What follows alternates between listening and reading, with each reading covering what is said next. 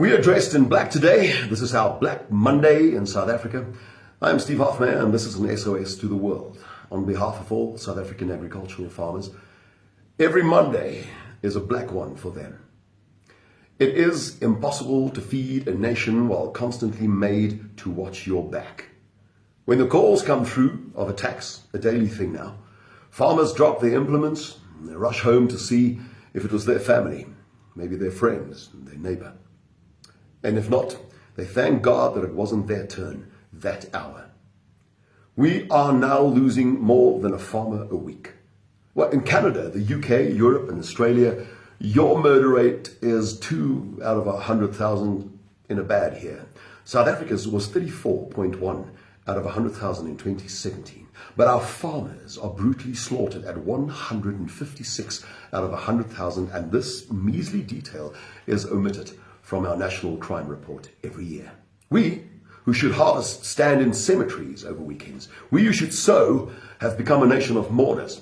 But it's not just the numbers, it's the type of brutality, unheard of in a modern world. We South Africans could have been the model example of a peaceful democracy. Well, the world thought so too 20 years ago. But then it turned out that our government governs like terrorists. The world disappeared. The world subsidized these terrorists. And now that we are terrorized by a dangerous, inept one-party state, now that our presidents, all of them, Nelson Mandela, Thabo Mbeki, Jacob Zuma, sing about killing minority South Africans, now that we are the murder and rape capital of the world, and now that our farmers are slaughtered at 5 times the national average, and our national average is already 5 times your murder rate. Now, the world has deserted us. Our murder rate is abnormal even for countries at war. And why can't we fix this from the inside? Many reasons. One of them, 80% of taxpayers in South Africa do not even vote for this government. Can you even stop and imagine for a second what that means in a socialist state? And not a single edifice that once made this country a healthy, world standard destination has remained standing.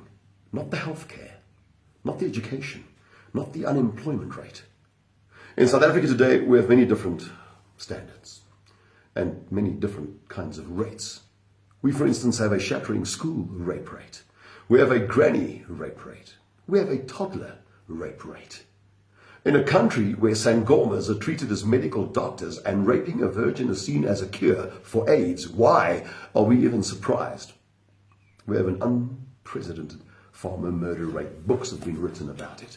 I appeal now to our 800,000 expats who are now successful citizens in other countries with access to mayors and ministers and senators to relay this cry for help and to not forget us in what could have been the most beautiful country in the world, South Africa. We appeal for intervention for all victims, but especially for our South African women and children, black and white. And then for the single most dangerous job in the world, that of the South African commercial farmer. I would not ask for help if I thought the farm murder rate was decreasing. It is not. It is at an all-time high. It is more brutal than ever, and there seems to be no will from the state to do more than pay lip service to pacify the world. Our farmers are a small minority, and minorities count for very little in African democracies. This small minority asks of you today to not be fooled by the state and the silence from the state. If you can't hear a scream, it's because maybe there's an ocean between us. But a farmer, his wife, his son, his daughter will scream tonight as they defend each other to the end. This, for us, is a reality, and we hope it can become real for you too in a matter of time. And when you wake up as a minority in your own country, sooner than you think, you will remember this. The farming family will, in all likelihood, be attacked before the end of day, and a woman will be raped by the time I thank you for listening.